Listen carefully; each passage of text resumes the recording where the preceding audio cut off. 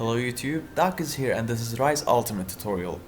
The reason why I'm doing this tutorial is that I receive a lot of requests from friends and also from League of Legends players that there is no guide on Season 7.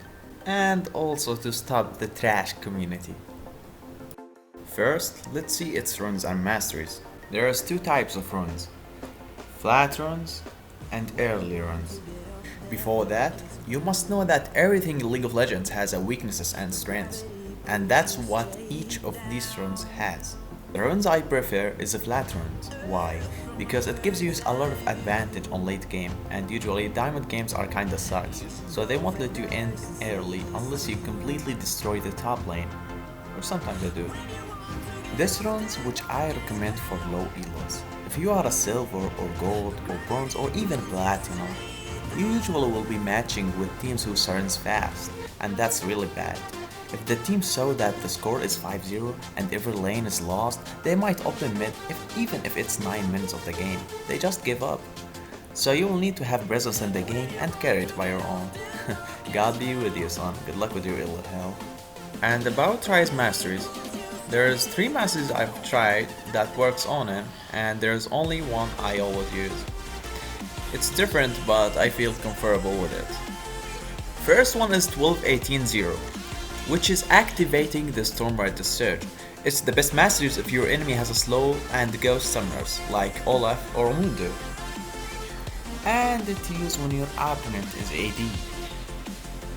Second one is 0-18-12, which also activating the Stormrider Surge, but you take this masteries when you are against a tank.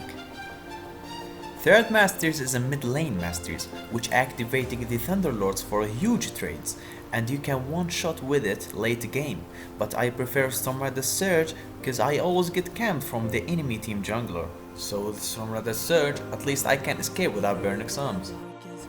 But what I do is mixing the AP with tank, and I call that masteries sustain masteries, because I will deal damage and also have some sort of sustainability power.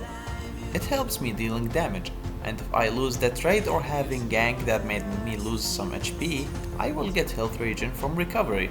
Before we start the gameplay and laning phase, we need to know Ryze abilities. I'll be fast cause I think it's boring. Well, listen. Q means damage. W snare the enemy champion. E charging more damage or more snare and giving it some damage. Ultimate teleport you and your allies to specific place you want to.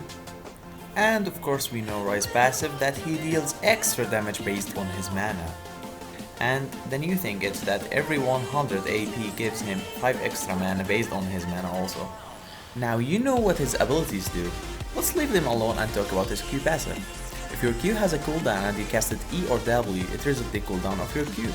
And also, if you casted 2 abilities except the ultimate, and follow up with the your Q, you will gain movement speed and shields for 2 seconds. Let me explain how you do that and show his combo.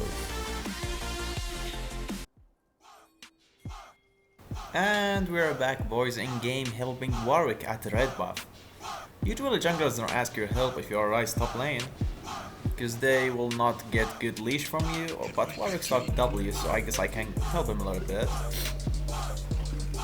You're gonna start Sapphire Crystal with 3 potions or refillable potion, but I usually go 3 health potion because I'm expecting a lot of ganks early.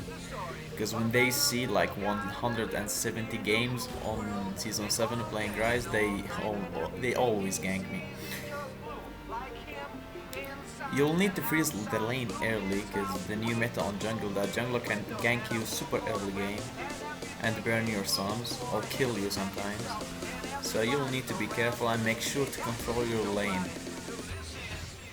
Farming and poke is the best way to play Ryze. If you know how to do that, I can guarantee that you will be a horror player in game. Get level 2 before your top lane and punish him and scare him also. After you do that, you just need to wait the cannon wave, push the lane and also ward your buff. So as you can see here, I'm farming well with auto attacks and waiting the cannon wave.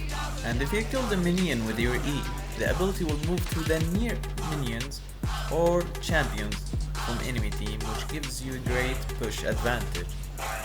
And after you clear the cannon wave, you will need to ward the bush which near to the river to avoid ganks and burrow deep, so you can see the jungler as soon as he come near top lane. On the map you can see Elise on mid lane, which means that you got free top lane to fight as a 1v1, like a man. Hadouken! Hadouken! So you'll keep doing that, and don't forget about CS. Remember, poke and farm in the same time. Unfortunately, you will cost that mana and you will need to recall as soon as your mana has been finished. Poppy pushed the lane and went back to the base because she's low health. So what I'm gonna do is freeze the lane and make the minions close to my tower. That makes my lane ungankable.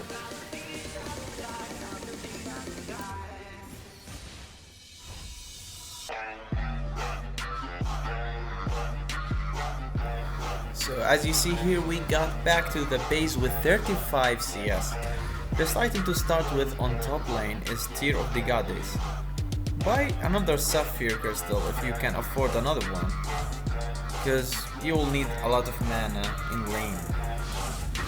And also get a control ward and land it as soon as you teleport top lane, because you have burned your teleport and you need to avoid it for the next 5 minutes, or you will lose the lane very hard if you died on laning. And here I'm watching the map and see Elise is not in the map, which means I need to stay safe or wait Poppy's mistake and punish her for that. Let me speed up the video.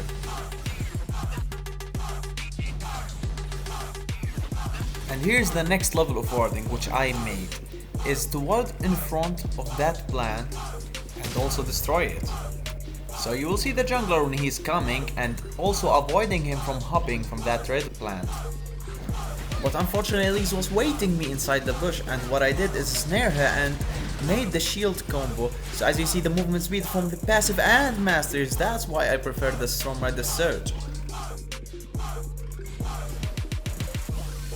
And again, Elise is trying to stun me with her E, but I avoid that, and that was her mistake. And I was going to punish her if I dodged the Poppy's ult. And here we are after we lost our mana on farm and poke. We got back to the base with 62 CS, which is enough to buy Catalyst of Ions. And with that item, you can definitely 1v2 the top lane and the jungle if you dodge their stuns. Now I recommend if you got back with the base with your ultimate, you can use it to catch the lane fast. But it's risky because sometimes you'll need it to escape from ganks, but against Poppy and Elise, they got enough CC to stop you. So your ultimate will be useless. So when you got the power to kill the top lane and the jungle, it's useless to freeze. So you will need to push the lane and pull the jungler to your trap and double him with your top laner. So after you push the top lane, I will teach you now the ultimate vision, which no one can gank you at all.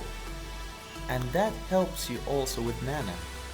You will do the same I did with the high level warding, but a little addition, which you will need to destroy the blue plants and see if the jungler is near and also look for his blue. After that you will take the Scatus Cup, and believe it or not, you will have the full river vision, that no one can step aside there and gank you without seeing him, even the mid laner. You see, these wards places I have created it, so no high elo player or famous LCS ass player created it, okay? And I know you will make fun of that.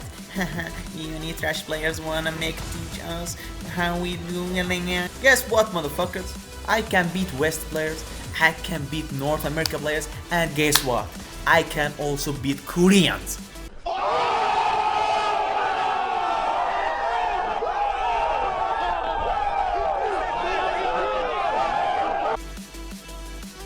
Guys, let's forget about Koreans.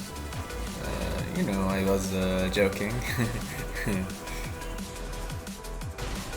And after a gank from Skarner, we almost took Poppy down. But all fun, she went back to the base without teleport, and all what I have to do is to push the lane and punish her harder. Wait, who's this?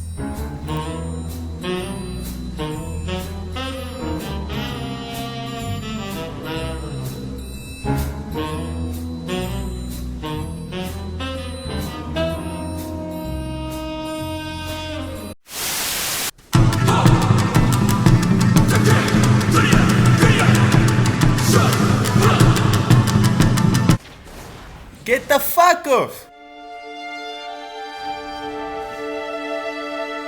Get the fuck off!